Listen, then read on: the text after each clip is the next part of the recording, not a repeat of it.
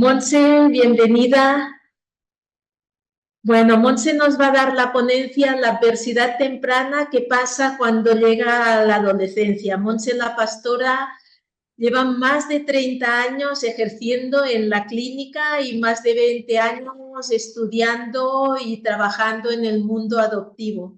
Se ha formado en los diferentes abordajes psicológicos y ha ido incorporando pues diferentes terapias de última generación como el MDR, ¿vale? Y otras terapias de neurodesarrollo en sus centros. En todos estos años ha ido enriqueciendo su saber como psicoterapeuta, integrando pues todos estos informes, estas terapias en las que se ha ido formando.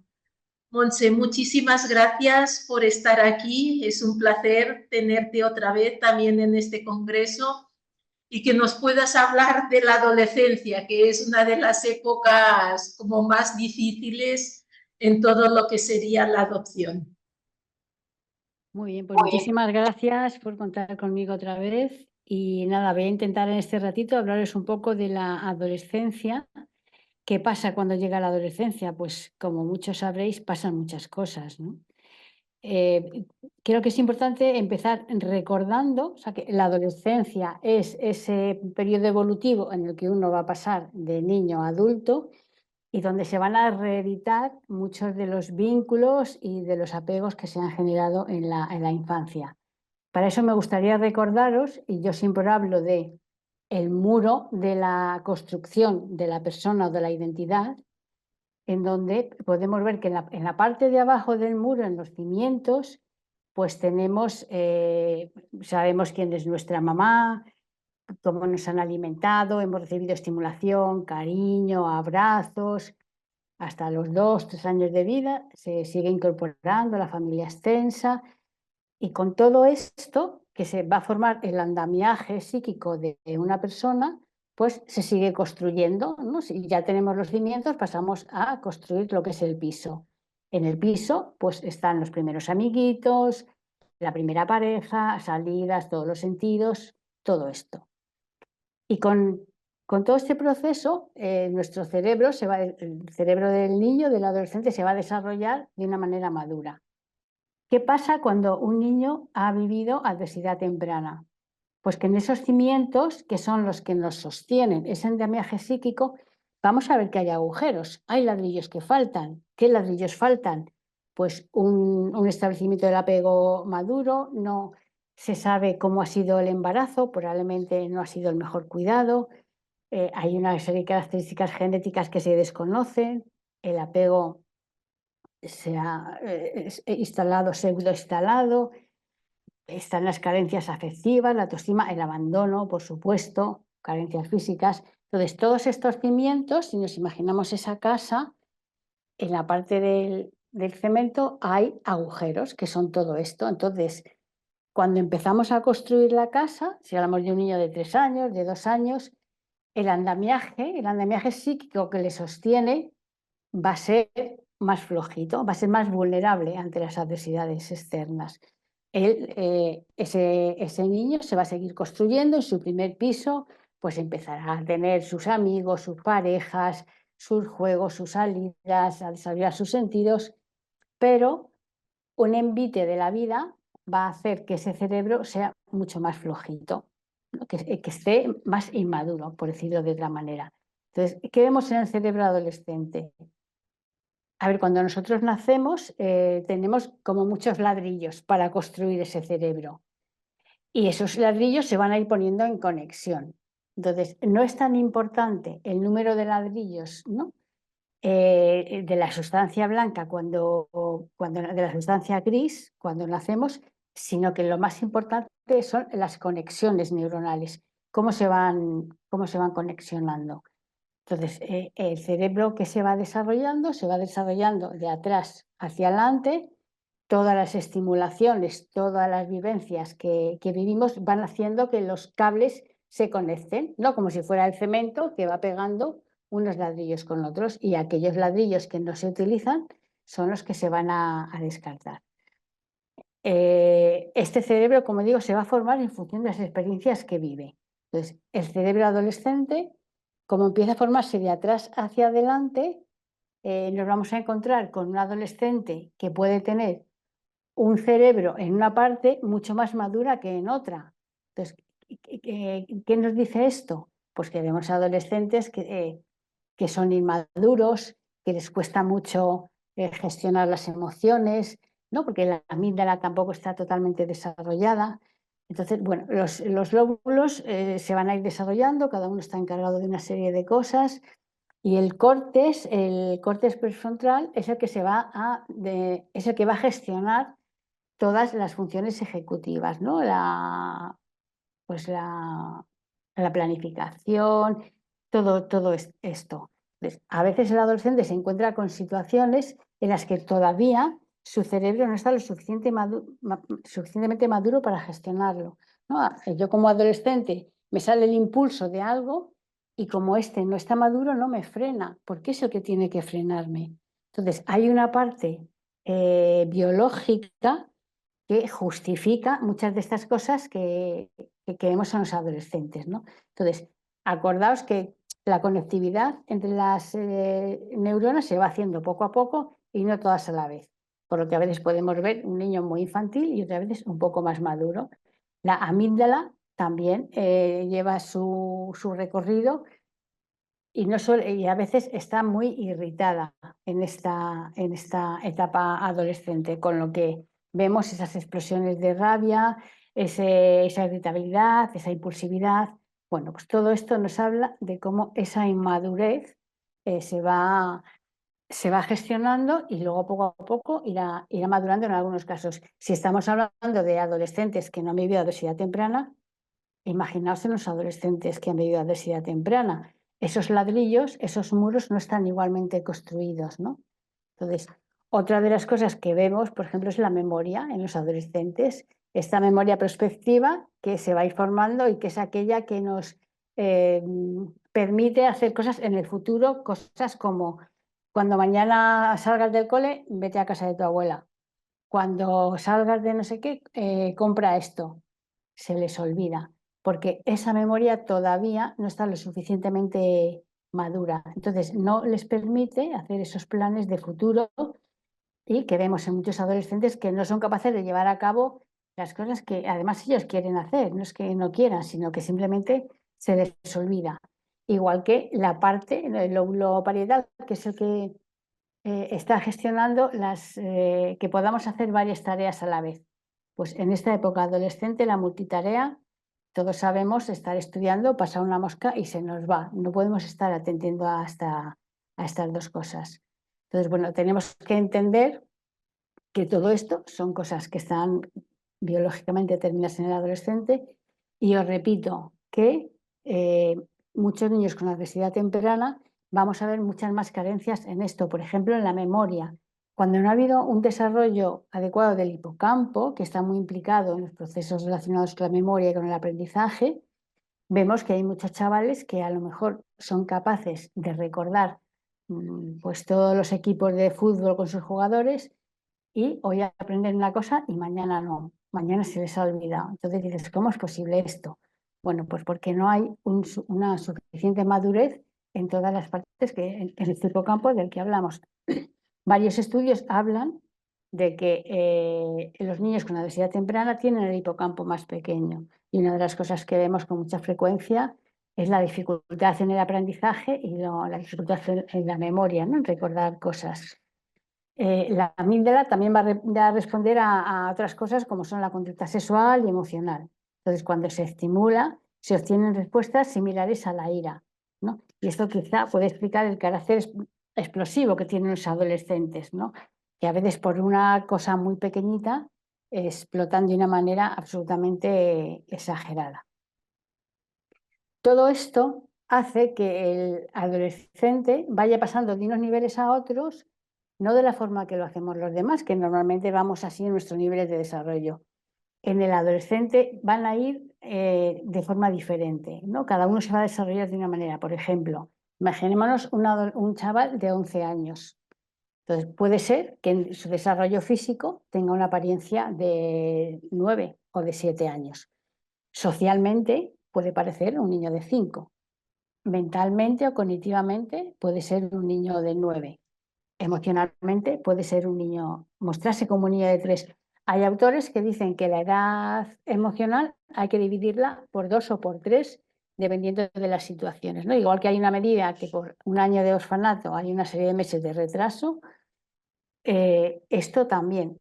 Y esto lo vemos en la consulta cada día. Vemos niñas de 18 años que están contando sus aventuras sexuales con velos y señales, y al rato se comportan con coger la muñequita como si fueran una niña de 3. Entonces, esto no lo podemos olvidar, ¿no? Que estos niveles de desarrollo van oscilando. Entonces, cuando tenemos un adolescente que se pone en modo 3 años, hay que tratar con él como si tuviera 3 años, ¿no?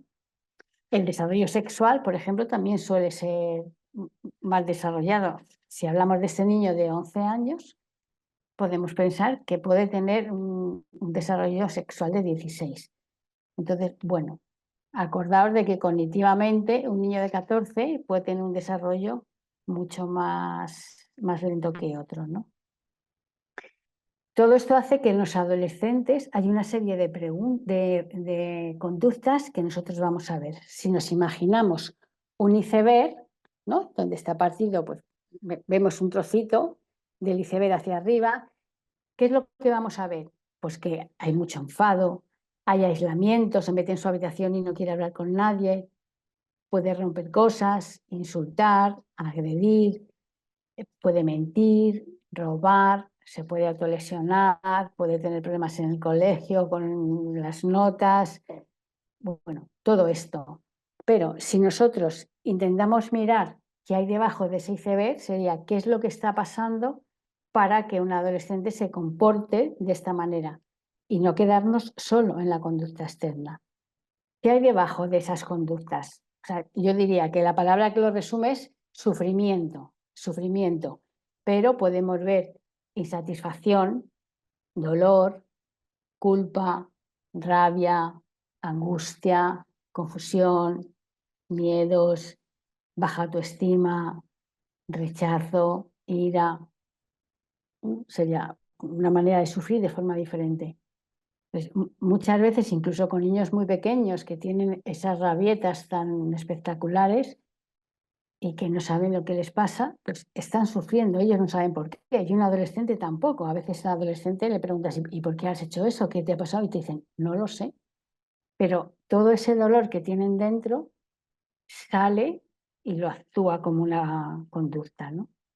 Y muchas veces no, o sea, tiene que ver con todas esas primeras experiencias tempranas en las que pues, no se le trató bien, sufrió negligencia, pero yo creo que si no perdemos de vista esto, que todo eso está ahí debajo, nos puede ayudar bastante a entenderle, ¿no?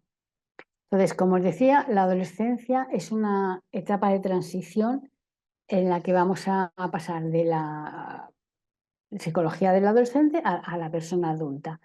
En esta época se van a reeditar los vínculos, ¿no? Que se gestaron en los primeros meses o años de vida, lo que es el apego. Si un bebé ha crecido llorando, sintiendo que no le cuidan, que no le calman, lo que va a generar es desconfianza en el otro. Cuando sea adolescente, esta sensación se va a volver a manifestar, ¿no? Y luego veremos, pero generalmente son los padres adoptivos con quien más generan toda esta rabia, proyectan todo este dolor, ¿no? ¿Qué vemos en los adolescentes? Pues que se vuelven a hacer las preguntas de quién soy, de dónde vengo y a dónde voy. En el adolescente adoptado, en el quién soy, le faltan piezas. Se tiene que construir con trocitos que no sabe de su vida. Y eso es muy importante para la construcción de la identidad. De dónde vengo, también le faltan piezas, porque no siempre en general no se sabe, ¿no? ¿Qué pasó? ¿Por qué? Y ese a dónde voy, es verdad que es común a todos, pero sería a dónde voy con mucha más incertidumbre, ¿no? Yo no puedo estar muy seguro si no sé qué es lo que tengo detrás, ¿no? ¿Qué es lo que me sostiene? Y esto hace que veamos en los adolescentes, en unos y en otros, una serie de características. ¿Cuál es una de las características más normales, más frecuentes en los adolescentes? Pues inquietud por presente y por futuro. Sin embargo, en un adolescente adoptado, aquí va a surgir con mucha más fuerza su inquietud por el pasado, porque es cuando va a volver a pensar qué pasó, porque a mí, ¿no? Un adolescente que no ha pasado por un abandono, lógicamente, eso no lo va a pensar, se tiene que construir hacia afuera, ¿no? Hacia el futuro. Hay un mayor desarrollo cognitivo, a veces en los adolescentes, incluso un poquito antes, vamos viendo cómo van perdiendo capacidades cognitivas a la hora del aprendizaje, por ejemplo. Entonces, hay veces que dicen, pero si yo he sido un chaval de buenas notas siempre y ahora no de pie con bola. Bueno, pues esto tiene que ver con aquellas marcas que se quedaron impresas en los cimientos de su desarrollo, ¿no? De su personalidad. Preocupación por temas morales y futuros. Bueno, en los adolescentes que han vivido trauma, a veces no siempre es así, ¿no? Vemos que a veces una de las cosas que podemos ver es la falta de empatía, ¿no? Que tiene que ver con esas vivencias. Cuidado exagerado por el aspecto físico. Pues en un adolescente adoptado, imaginaos que es de otra raza, muchísimo más, ¿no? Los adolescentes, todos nos ha gustado ir uniformados, llevar los pantalones de moda, los zapatos de moda. Queremos pertenecer al grupo, ser como todos, pero ellos ahí les falla porque hay una diferencia importante, que son adoptados, tienen dos pares de padres y además son de otra raza, con lo que ahí hay una diferencia. Entonces, en la adolescencia, los caracteres secundarios sexuales también se ponen mucho más de manifiesto, con lo que las diferencias se agravan y él es mucho más consciente de todas estas diferencias, ¿no? Lo que no se lo hace fácil. Hay una sobrevaloración de la amistad, ¿no? Los amigos de la adolescencia que suelen durar. Cuando ha habido roturas vinculares y no ha habido un apego bien establecido, pues a veces esto no ocurre. Vemos que hay chavales que, pues chicas que conocen a una niña o Sevilla, congenian con ella en el instituto y es su mejor amiga, la mejor amiga del alma, y al día siguiente no la quieren ver. Les cuesta mucho mantener las amistades, ¿no? Las relaciones con el otro sexo se dan en ambas adolescencias. Es verdad que algunas veces en las adolescencias, cuando son adoptivas, no hay una valoración del cuerpo, por lo que las conductas o las relaciones sexuales a lo mejor no tienen tanto que ver con el deseo de uno, sino con complacer al otro, ¿no? Es esa demanda de quiéreme y para que me quieras haga lo que quiera, ¿no? La reafirmación del yo, bueno, pues en este caso les cuesta mucho más trabajo porque, como decía, faltan esas piezas. En la adolescencia hay mucha más inestabilidad, tanto en una como en otra. En esta adoptiva vemos esos niveles de desarrollo cómo van cambiando. Pueden pasar de actitudes maduras a actitudes infantiles. Esto lo vemos en los dos, quizá en la adolescencia adoptiva con mucha más claridad o vehemencia. Hay una desvalorización de los padres, ¿no? Todos hemos pensado en la adolescencia que nuestros padres eran tontos y que nosotros lo sabíamos todo. Entonces, ellos también tienen que desvalorizar a los padres biológicos en ese sentido, ¿no? Como para poder alejarse de ellos. Ellos tienen dos pares de padres. Eso es una característica, ¿no? Que todos sabemos con claridad. Y todos tienen que pasar por duelos. Los adoptados mucho más, ¿no? Pero duelo por el cuerpo infantil, por los padres de la infancia. Si hablamos de adopción, pues mucho más duelos que luego veremos. Entonces, con todo esto, o sea, con este cerebro que está en construcción, con unas bases menos sólidas, con las consecuencias que vemos de las adversidades, de vivir adversidades tempranas, de esa memoria implícita en donde quedan registradas muchas de las vivencias que han tenido a nivel implícito, inconsciente, no consciente, con la incertidumbre de sus orígenes y con las características que acabamos de ver de la adolescencia, tienen que construir o reconstruir esta identidad adulta, ¿no? Entonces, esta formación de la identidad va a estar muy presente a lo largo de toda la búsqueda de orígenes, ¿no? La búsqueda de orígenes sabemos que es desde que el niño llega a casa o sabe que le van a adoptar hasta el último momento, en donde son los padres los que van a ir aportando, no voy a decir datos, porque bueno, los datos son importantes, pero lo que acompaña a los datos, los que tienen que ir transmitiendo a su hijo toda su historia, pues con empatía, con verdad. Una de las cosas importantísimas es siempre decirle la verdad, siempre, por dura que sea. Es verdad que hay situaciones o datos que habrá que ver cómo se le dice y cuándo, pero si le corresponde y le pertenece al hijo, habrá que decírselo, ¿no? Hay que, esta búsqueda del chaval, los padres tienen que hacerlo con acompañamiento emocional, ¿no? Decir, bueno, hijo, entiendo que para ti sea muy duro entender que, o saber que tu madre te abandonó. Para todos sería duro, ¿no? Eso es una cosa difícil de que uno pueda gestionar. Y también, si no hay respuestas a sus preguntas, que muchas veces no las hay, lo que hay que hacer es acompañar emocionalmente. Entiendo lo difícil que es para ti el no saber esto, o qué difícil debe ser estar creciendo sin tener un dato de cómo es tu madre o cómo es tu padre, o bueno, pues todas las preguntas. Pero sí es muy importante que el chaval llegue a la adolescencia con la verdad y el conocimiento de todo lo que se sepa sobre él. Sobre todo cuando pregunta, porque hay padres que dicen, no preguntas. Los niños siempre preguntan. Lo que pasa es que a veces lo que reciben pues es un mal gesto o un gesto de incertidumbre o de miedo por parte de los padres, y ellos lo que no quieren es molestar a sus padres, entonces dejan de preguntar. Pero normalmente interés tienen, y si no lo tienen, lo tendrán, pero que no sea porque los padres no le han dicho o no le han contado, no le han acompañado lo suficientemente bien, ¿no? ¿Qué podemos hacer con todo esto para ayudar al adolescente? A ver, yo creo que hay 4 cosas básicas, ¿no? Son estar, sentir, acompañar y empatizar. Con estar me refiero a estar disponibles afectivamente, siempre, tanto cuando está bien como cuando no lo está. Transmitirle que como padre vas a estar siempre de forma incondicional a su lado, apoyándole. Estar. Y a veces estar no significa estar pegado a él, pero sí transmitirle esa disponibilidad, esa incondicionalidad, ¿no? Consentir me refiero a conectar con su sentir, con ver qué hay detrás de lo que nos está mostrando, de sus enfados, de sus silencios, ¿no? Acordaos de la parte de abajo del iceberg. Pues qué puede estar pasando ahí y devolvérselo, ¿no? Entiendo que esto te ha dolido mucho o te ha enfadado mucho.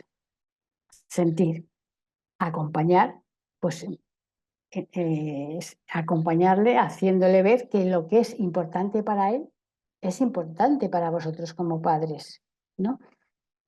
Eso va a hacer que se sienta aceptado y validado, independientemente de lo que manifieste, que puede decir, es que odio a tu madre, a la abuela. Bueno, vale, entiendo que odias a tu madre, luego ya se verá qué se hace con eso, pero es un sentimiento que él tiene, es decir, no digas eso, que eso es una barbaridad, es mi madre. Eso lo que hace es ponerlos en contra. Entonces, una vez que uno ha podido expresar, ya vemos cómo enseñar y cómo gestionar eso, pero no taparlo porque si no lo alejamos. Y con empatizar no me refiero solo al hecho de transmitir la verdad en el momento adecuado y recoger el sentimiento del niño o del adolescente, que es muy importante. Me refiero a la comprensión profunda de lo importante que es para su hijo conocer los orígenes, por ejemplo, de estar en contacto, de saber algún dato más, que él entienda que para sus padres son importantes sus sentimientos, su interés, su preocupación, su historia, su cultura. Eso es muy importante. Porque el adolescente, vamos a ver qué es el resultado de, por un lado, la carga genética. Los elementos ceratógenos son esos elementos tóxicos que puede haber alrededor del embarazo, como el alcohol, el respirar plomo, toda su memoria implícita, más la vida preadoptiva, más la vida adoptiva. Entonces, todo eso va a ser el resultado de la persona que sea en el día de hoy. Y la familia adoptiva es muy, muy importante, muy, muy importante. Y estamos viendo cada día que hay muchos niños que están retraumatizados por las situaciones que han vivido. Por supuesto, con toda la buena intención del mundo, pero a veces pues uno cree que lo mejor para su hijo es que estudie y que tiene que estudiar y que tiene que estudiar. Y a lo mejor el niño lo que necesita es otra cosa. Bueno, pues que eso hay que tenerlo en cuenta, ¿no? Entonces, para que los padres también puedan hacer una buena transmisión de orígenes, le puedan ayudar en esta construcción de su identidad y de su persona adulta, tienen que haber resuelto el duelo por la infertilidad. Si no se resuelve esto, el hijo nunca, o es muy difícil que pueda ser visto por sí mismo, ¿no?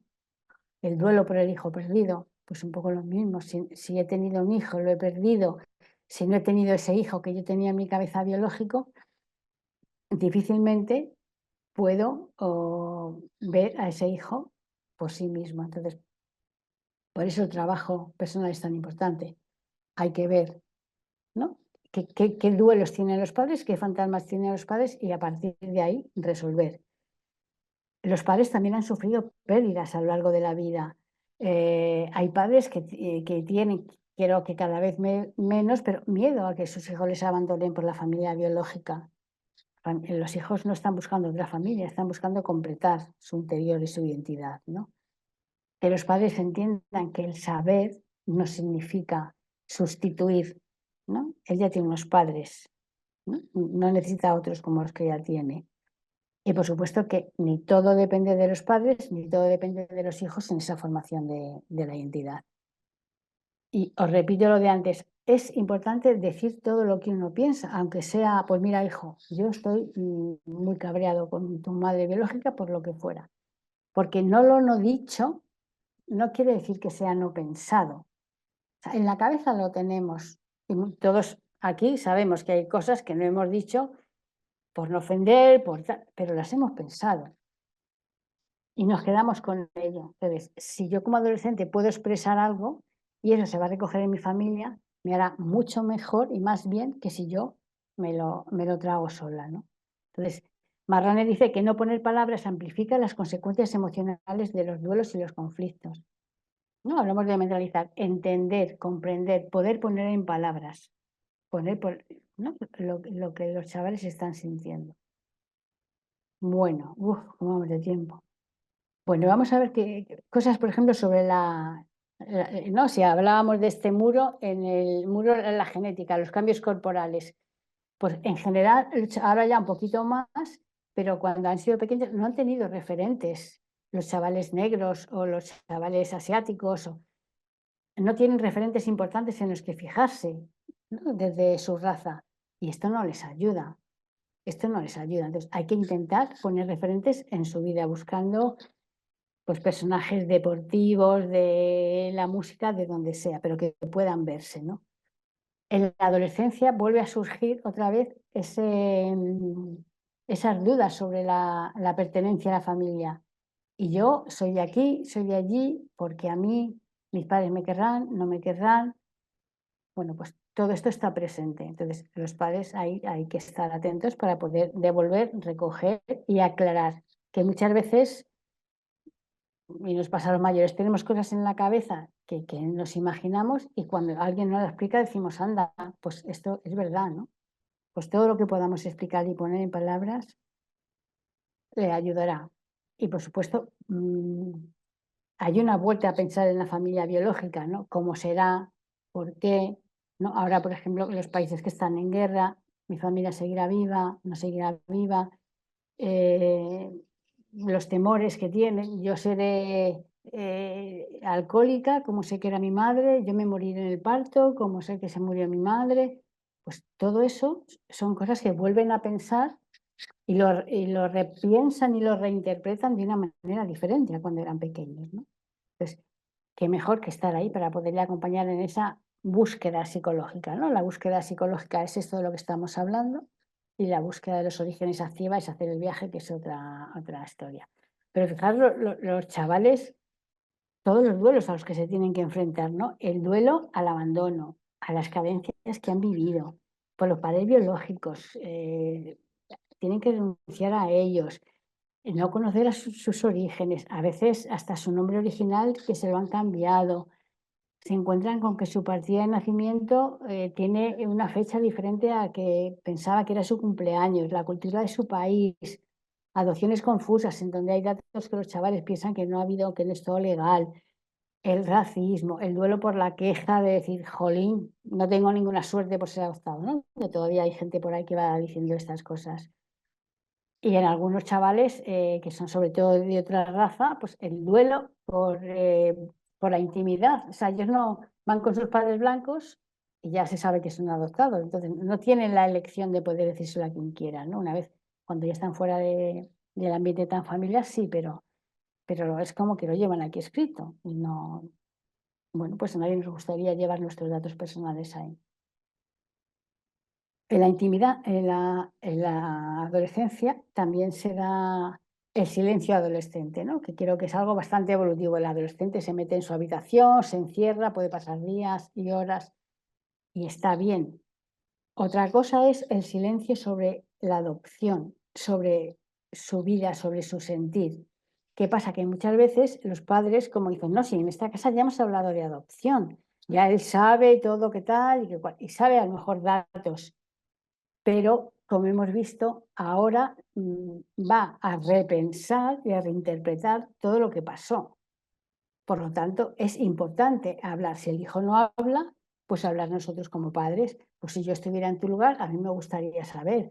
O no, no te preocupes, que a mí no me vas a hacer daño si me hablas sobre esto. Yo quiero que, y explicarles que no nos dañan porque hablen de la familia biológica. Una característica importante es la poca resistencia a la frustración que tienen, ¿no? Que esto viene de esos primeros meses de vida en donde, bueno, pues el cortisol se segregó demasiado por todas las situaciones frustrantes que llevaban.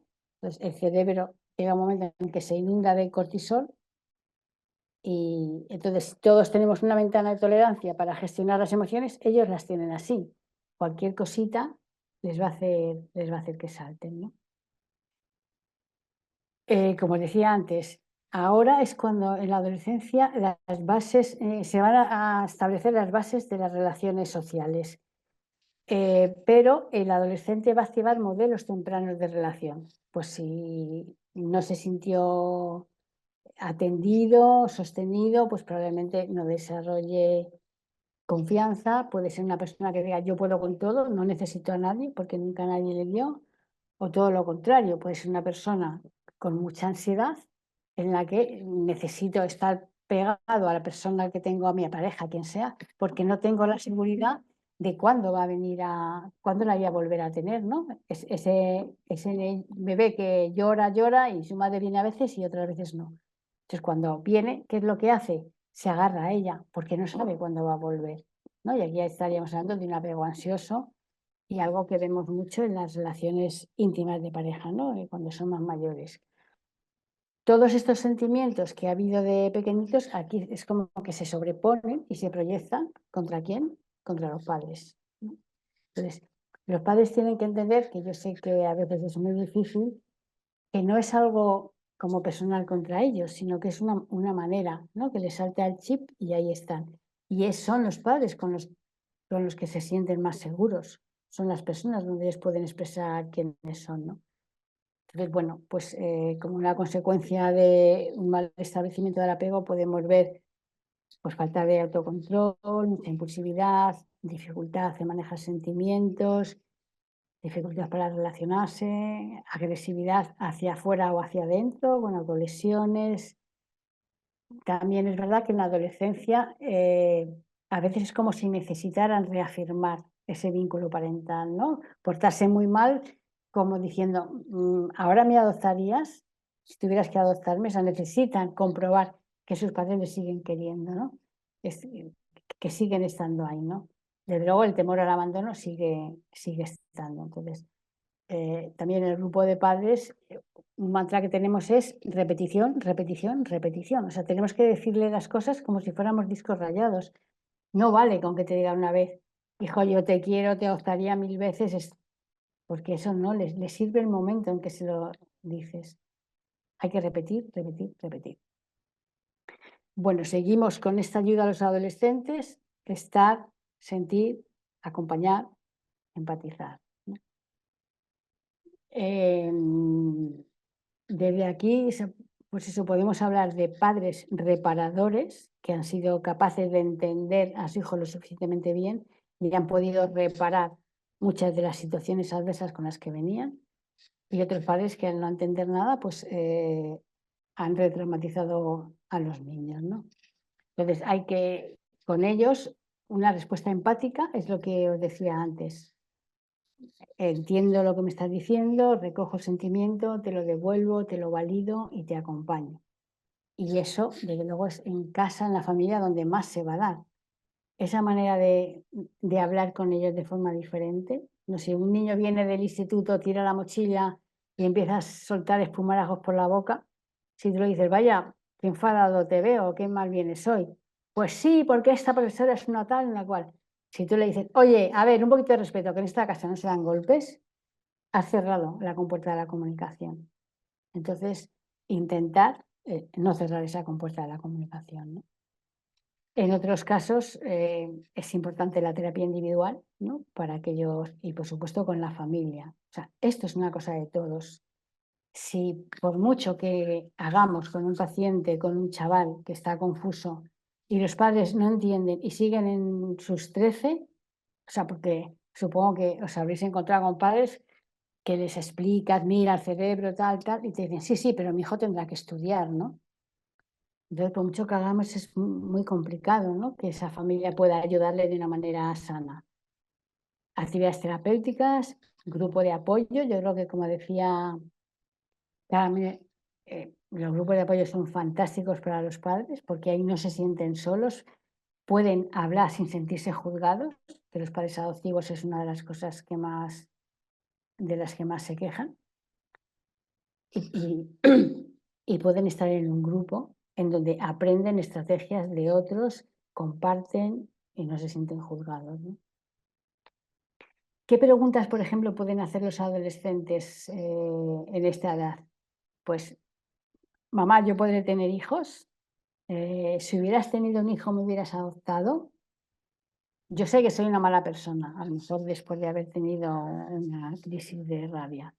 Si ya sé que no me quieres, porque le han regañado por llegar tarde. Bueno, todas esas preguntas, pues hay que intentar contestarlas desde la empatía. O sea, no solamente tenemos que aportar datos, tenemos que decirles eso, que estamos ahí, que se les entendemos, que comprendemos, ¿no? Entonces, para poder ayudarle, para terminar, ¿cómo le podemos ayudar? Pues recordar que su cerebro está cambiando y que eso va a hacer que haya muchos altibajos.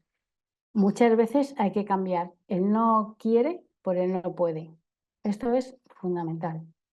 No hace las cosas en general para hacer daño, porque a veces no puede hacerlas de otra manera.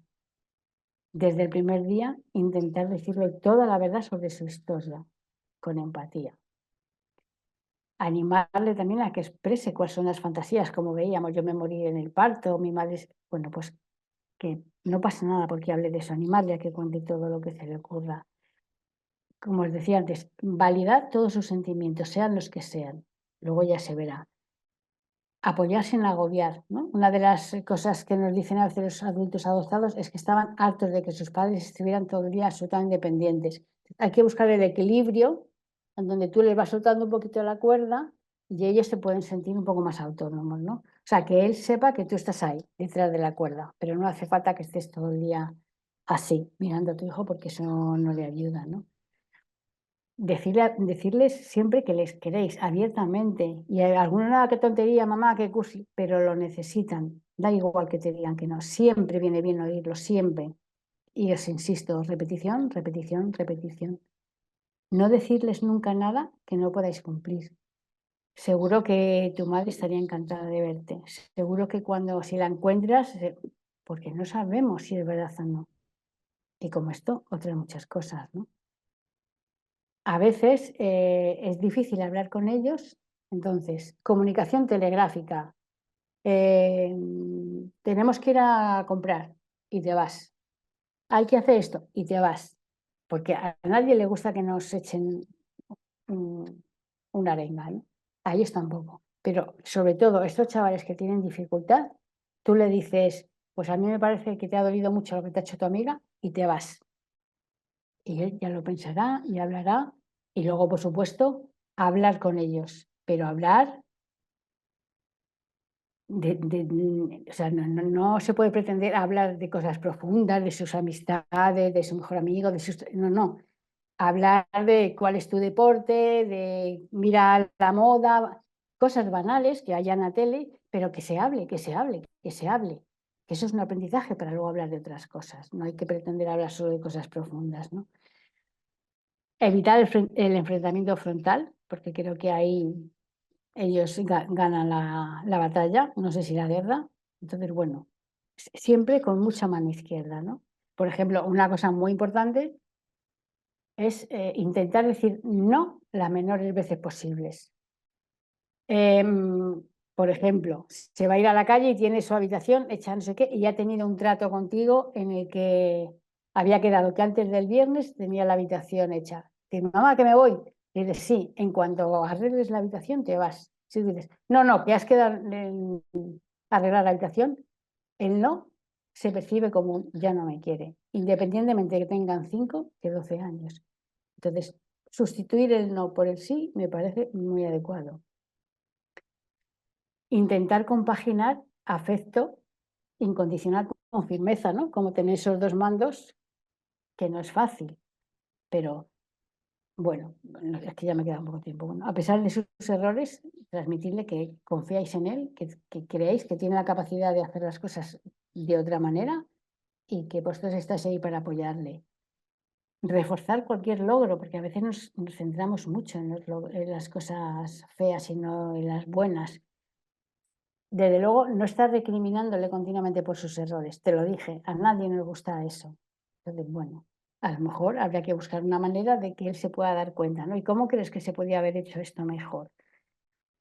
Mm, intentar que los estudios no sean el eje de la familia. O sea, si él quiere estudiar, lo hará cuando sea mayor, pero a lo mejor ahora, forzándole como a veces se le esfuerza, cogen un odio mortal a los estudios. Bajar un poco las reglas, ¿no? Minimizarlas un poco los fines de semana y todo ello, pues siempre con mucha dosis de empatía. Entonces, bueno, por un lado, recordar que lo importante es estar, sentir, acompañar, empatizar y que los padres no pueden evitar el 100% del dolor de sus hijos. Entonces, hay que acompañar en el dolor. Y creo que hasta aquí, acabo 2 minutos antes. Muchas gracias, Monse. La verdad es que es muy interesante, ¿no? Y cuando escucho todas estas cosas, siempre pienso no en el trabajo que tenemos que hacer como padres, ¿no? En trabajar, en trabajar todos nuestros asuntos para poder estar. Ignacio nos dice, ¿no encuentras que muchos de nuestros adolescentes con adversidad temprana parecen una cierta depresión? Quizá no totalmente evidente, pero que queda expresada con la falta de motivación e interés por la vida, por el futuro y por relacionarse, que no les interesa casi nada, que pueden aislarse totalmente y las tendencias suicidas y de automutilación pueden estar aumentadas también. Sí, desde luego, últimamente hay muchísimos chavales con este perfil, ¿no? Muy deprimidos, las autolesiones se están subiendo, los suicidios se están subiendo. Y es verdad que hay veces que es muy difícil trabajar con esa falta de motivación porque nada les interesa. Pero es verdad que es una realidad con la que vemos cada día en la clínica, sí, totalmente de acuerdo. También nos dice, y la facilidad hacia lo adictivo, que por culpa de esta necesidad de autocalmarse, pero por la vía rápida, equivocada, y no pueden diferir este placer y esa necesidad de no pensar.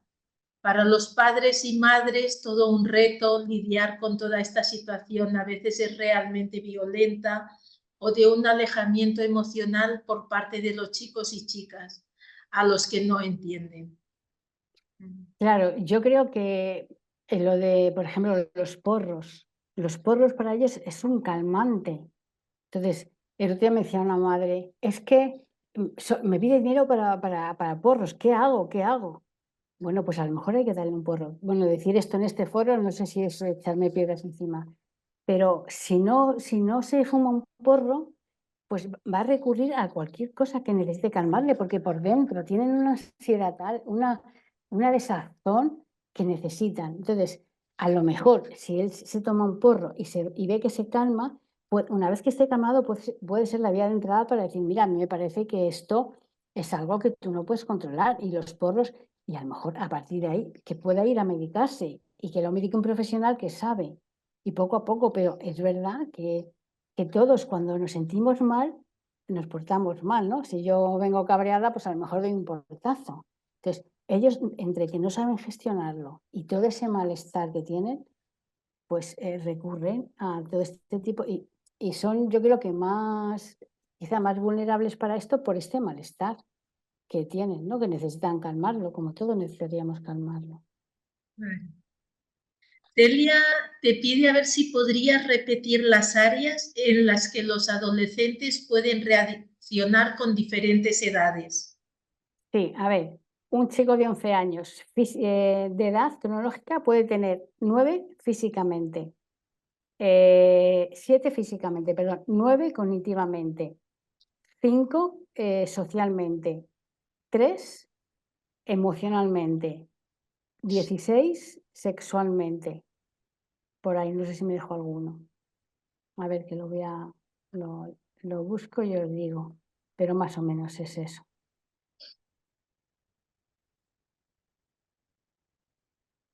Mira, un chico de 11 años físicamente puede tener 7, socialmente 5, mentalmente 9, emocionalmente 3, sexualmente 16, sí. Mentalmente, cognitivamente, ¿no? Muchas gracias, Monse. La verdad es que la adolescencia es una época súper importante, ¿no? En que todo va saliendo. Entonces, bueno, muchas gracias por ayudar, muchas gracias por el trabajo que tú haces, ¿no? Desde todo este acompañamiento, pues a las familias y a las personas que hemos sido adoptadas. Ha sido un placer escucharte, como siempre. Me encanta cómo hablas y pues muchas Pues nada, gracias. muchísimas gracias a ti y a todos vosotros por estar un viernes por la tarde escuchando esto, que ya tienes un mérito. Y ahora